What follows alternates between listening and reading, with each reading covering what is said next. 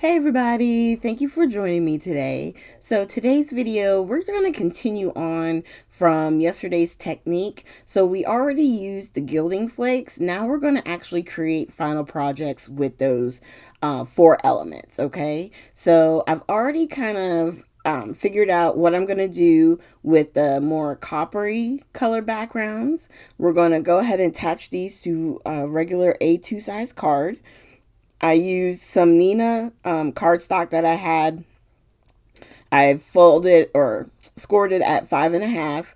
So it's 4.25 by 11, scored at 5.5, which gives us a nice pretty border with our panel that we have. And I'm using elements from a Cocoa Vanilla collection. This is the from These Days, the Cocoa Vanilla, and it just went perfect with this color of the gilding flakes. It was perfect, and this particular collection, it has that fall feel, so I felt like it would go well with this color, which is what I was thinking when I had covered it in the last video. So I'm just struggling a little bit with my glue at the moment. Bear with me. Of course, things happen in the middle of filming, whether it be you run out of tape in your ATG or you run out of glue in your glue press. So I'm just filling back up my bottle, and of course, I overspilt. Okay, so I'm off on the side trying to clean it. It never fails. Not only do I have to fill it, I have to clean it because I filled it up by too much. Lordy. Okay. So now, I've got everything back in its bottle, and now we should be able to get this flowing.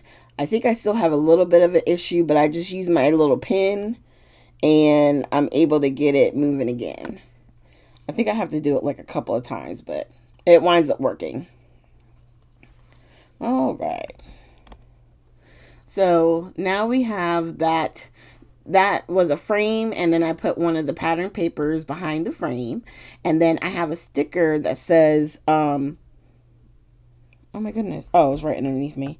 It says bloom where you're planted.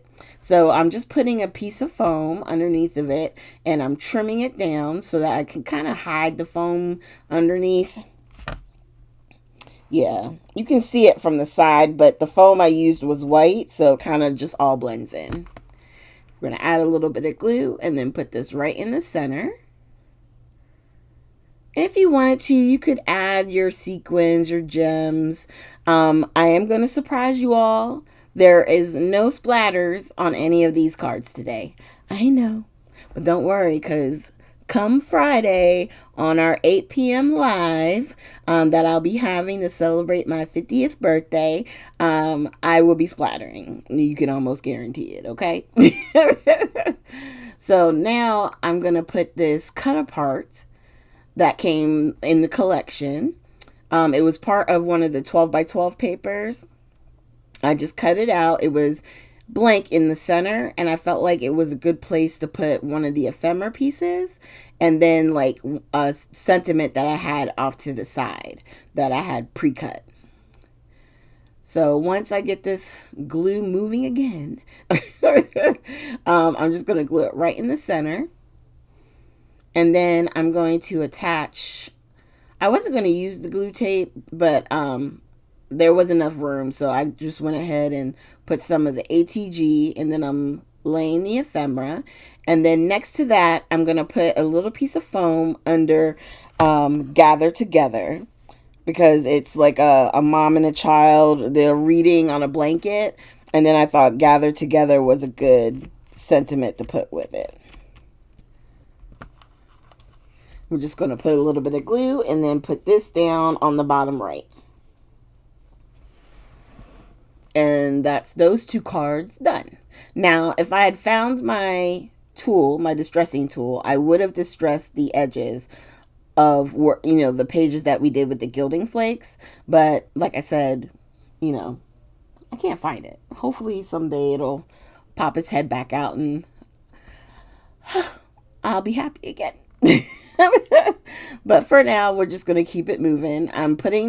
I took a paper from a Christmas collection that I had. I think it was from one of the ones I did a book from. So it's probably Simple Stories. And I just cut it down to be 4 by 5 1/4, which is the exact amount to have a nice border around from the card stock, right? So our card base creates a mat for this pattern paper, and it just looks neat.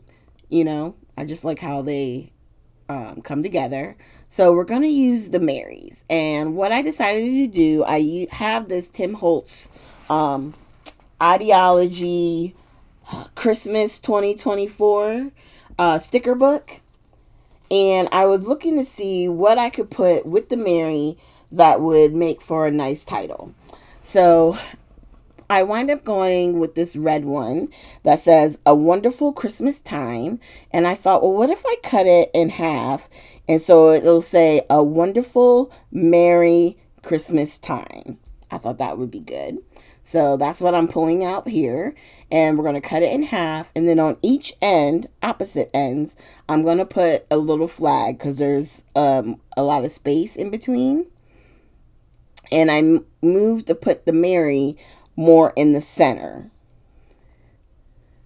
Okay. And then we're going to put the red up above and below. So with this one, if we wanted to, hindsight being 2020, I probably could have put foam behind the Mary and then had that pop up and let the red parts kind of be, further away. You know what I mean? But it's okay. I still like the way it's turned out. And then I tilt the card up and I noticed that the Christmas time is crooked. So I'm going to peel it off and kind of move it to straighten it out. So that's one card. And then with this Mary, I decided to go with the green, and they had a Merry Christmas. So I just cut the Merry Christmas in half and put the Mary back onto the sticker sheet. And then I'm just going to put the green Christmas right below our Mary here. All right. And then we're going to go ahead and glue this down. And I don't know, I might have put them in the same exact spot and didn't even I wasn't trying. If I had tried, it probably wouldn't happen. But I'll put stuff down and then pick it up because sometimes it's easier to see it as it's kind of looking at me to see if it's crooked or not. But those are our final project, you guys. It really came together really quick. The longest part of this was the gilding flakes, which I'm showing here. $1.25 for each of those bottles is not bad at all, and you get quite a bit in there. But I would have to say, as far as doing a large area, the Nuvo container is way better to deal with. Okay, so I hope you guys enjoyed this video. Please consider hitting that like, subscribe, and share button. I've been having a lot of fun with using different products and techniques and things that we can do with our projects. So please, if you're enjoying it as well, come join our community and come hang out with me on May 23rd, this Friday at 8 p.m. We'll be having a live video, and we're gonna craft and celebrate my birthday and have a great time. So thanks again, you guys, and I hope you have a great day.